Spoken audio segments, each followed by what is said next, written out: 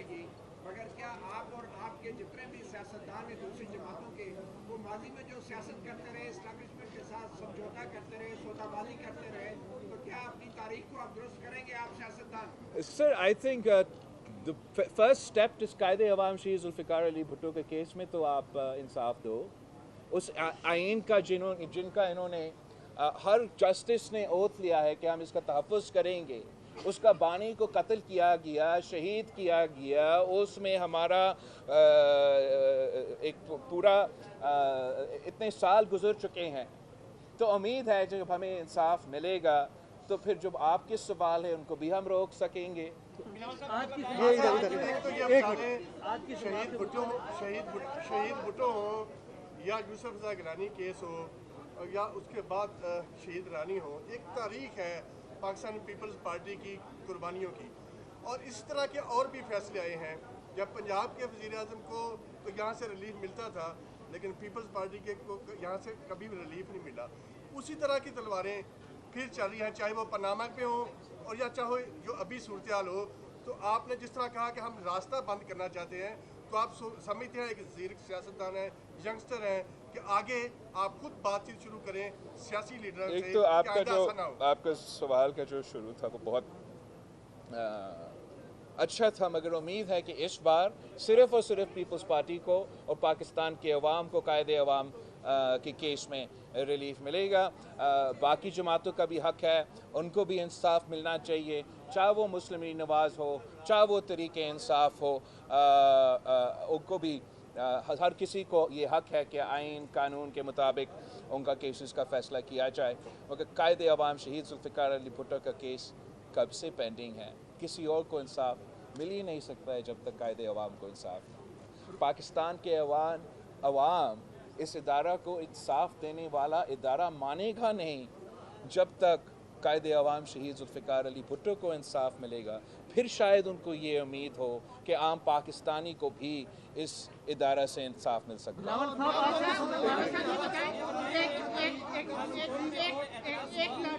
एक मिनट ये तो मिलिट्री एस्टेब्लिशमेंट और अदलिया दोनों के किरदार शामिल थे, तो क्या पीपल्स पार्टी मुतालिबा करेगी उनके खिलाफ कार्रवाई का? देखो, जनरल ज़ियाउल हक की आमरीत, जो जज साहिबान इसमें मुलविस थे, हम तो समझते हैं बिल्कुल। In fact the lawyers, the politicians, the dictator, the judiciary, the other people who lied and are still to this day lying in order for this to take place, वो सब इस कौम के नज़रे में इन्होंने गुनाह किया है, वो मैं समझता हूँ कि अवाम के सामने आना चाहिए। और ये जो सुप्रीम कोर्ट है, हम उम्मीद रखते हैं कि वो ना सिर्फ अपने ऊपर जो दाग है, मगर जो तमाम सूरत हाल है उसके पास एक मौका है जितना उसमें वो इंसाफ दे सकते हैं। एक मिनट आज आप जैसे हैं और हम उम्मीद कर रहे हैं कि आपको इंसाफ मिलेगा, अच्छी बात है, लेकिन हम देखते हैं कि एक तरफ मुल्क में दहशतगर्दी भी है, और दहशतगर्दी आज भी डी खान के अंदर पुलिस वाले सिक्योरिटी वाले शहीद हुए, आवाम शहीद हुए हज़ारों की तादाद में। क्या जो दहशतगर्दी के मुकदमात हैं, जो दहशतगर्द हैं, उन पर भी आप मुतालबा रखेंगे कि उनके हवाले से भी अगली फैसले दें? मेरा ख्याल में बिल्कुल हम चाहते हैं कि दहशतगर्दों के ख़िलाफ़ फ़ैसले आए, केसेस किया जाए, लेकिन हमारा जुडिशरी ने काफ़ी बहादुरी दिखाया है जहाँ तक दहशतगर्दी के वाक़े के। आप इसी जस्टिस फ़ायज़ ईसा का एग्ज़ाम्पल देखें जो क्वेटा के वकला के साथ हुआ था। जस्टिस फ़ायज़ ईसा ने एक तगड़ा फ़ैसला भी सुनाया था और उम्मीद है उस पर अमल दरामद भी होगी। हमारा हाई कोर्ट जजेस ने जुडिशरी में से जो लोग हैं उन्होंने शहादत भी कबूल किया है, दहशतगर्दों की हमलों में शहीद हुए हैं। तो इसमें हम सब दहशतगर्दी के शिकार हुए हैं और हम सब को मिलकर इसका मुकाबला करना चाहिए।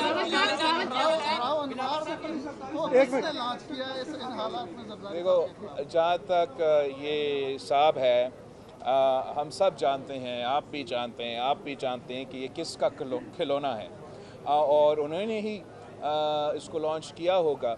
वैसे मेरे लियारी के जियाले जो है ना, वो बहुत मज़ेदार नारे बनाते हैं, तो इन्होंने कल मुझे एक मैसेज भेजा जब ये सब कुछ चल रहा था कि मियाँ तेरे जानिसार बशीर मेमन रावणवार। तो ये आपका सवाल का जवाब है। आप ये बता दें कि लेवल प्लेइंग फील्ड एक लाडले के लिए पहले दी गई, अब एक और लाडले के लिए दी जा रही है।